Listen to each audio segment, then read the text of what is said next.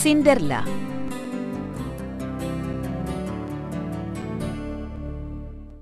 പണ്ട് പണ്ട് ഒരു ധനികന് ഒരു സുന്ദരിയായ മകളുണ്ടായിരുന്നു. ആ കുട്ടിയുടെ പേര് എല്ല എന്നായിരുന്നു. സ്നേഹവതിയും സുശീലയുമായ മകളോടൊത്ത് അയാൾ സന്തോഷത്തോടെ ജീവിച്ചു. അയാളുടെ ഭാര്യ മരിച്ചുപോയതിനാൽ അയാൾ മറ്റൊരു സ്ത്രീയെ വിവാഹം കഴിച്ചു. അവർക്ക് അഗത, അലീസ എന്നീ 2 പെൺമക്കളുണ്ടായിരുന്നു. രണ്ടാനമ്മയും മക്കളും എല്ലയോട് ക്രൂരമായി പെരുമാറിക്കൊണ്ടിരുന്നു.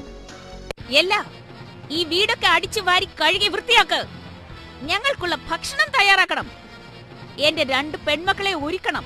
അവര് പറയുന്നതൊക്കെ അനുസരിക്കണം, മനസ്സിലായോ? എല്ലാ ദിവസവും രാവിലെ മുതൽ രാത്രി വരെ എല്ലാ ജോലിയും അവൾ ചെയ്യും.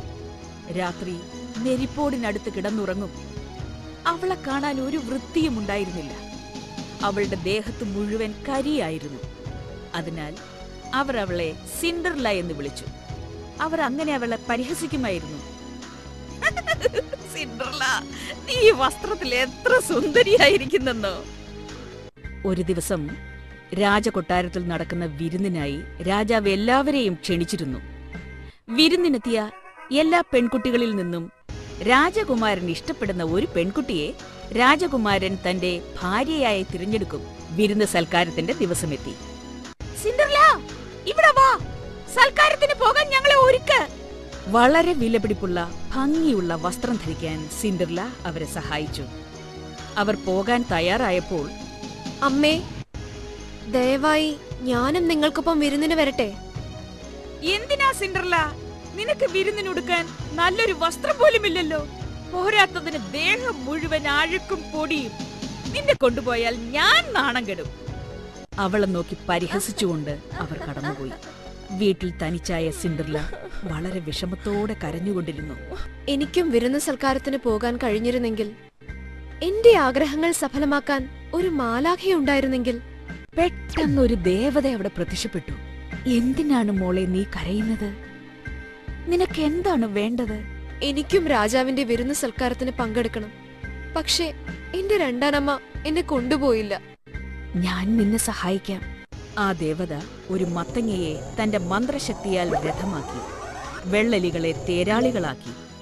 സിൻഡർലയെ സ്വർണവും വെള്ളിയും കൊണ്ട് നിർമ്മിച്ച മനോഹരമായ വസ്ത്രം ധരിപ്പിച്ചു. ചിത്ര തയ്യൽ ചെയ്ത കണ്ണാടി ചെരുപ്പുകൾ അണിയിച്ചു.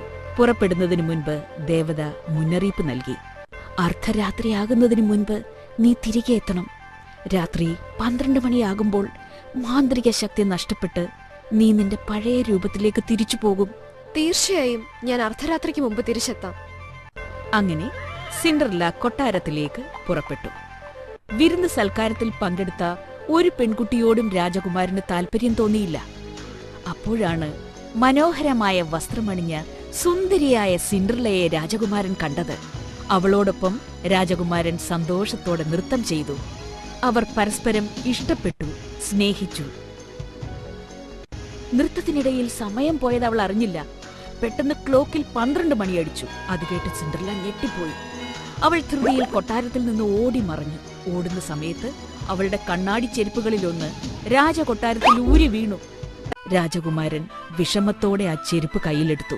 അടുത്ത ദിവസം ആ പെൺകുട്ടിയെ കണ്ടുപിടിക്കാനായി ചെരുപ്പുമെടുത്ത് രാജകുമാരൻ പുറപ്പെട്ടു.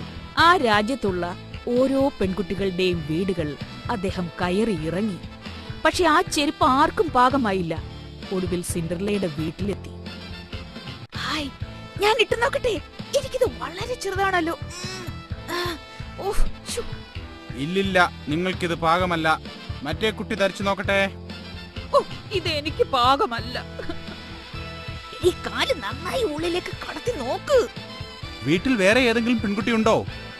ഇല്ല, ഇവിടെ വേറെ പെൺകുട്ടികൾ ആരുമില്ല. സിൻഡർല ഇതെല്ലാം നോക്കി കാണുന്നുണ്ടായിരുന്നു. അവൾ ഉടനെ മുന്നോട്ട് വന്ന് പറഞ്ഞു, ഞാനിതൊന്ന് ധരിച്ചു നോക്കിക്കോട്ടെ. സിൻഡർല തന്റെ കാലിലുള്ള മരച്ചെരുപ്പ് അഴിച്ചുമാറ്റി കണ്ണാടി ചെരുപ്പ് ധരിച്ചു. ആ ചെരുപ്പ് അവൾക്ക് പാകമായി. ഉടനെ അവൾ തന്റെ കൈവശമുള്ള മറ്റേ കണ്ണാടി ചെരുപ്പെടുത്ത് മറ്റേ കാലിൽ ധരിച്ചു. ഒടുവിൽ സിൻഡർലയെ കണ്ടെത്താനായതിൽ രാജകുമാരൻ അതീവ സന്തോഷവാനായി. അവർ വിവാഹം കഴിച്ച് സന്തോഷമായി ജീവിച്ചു.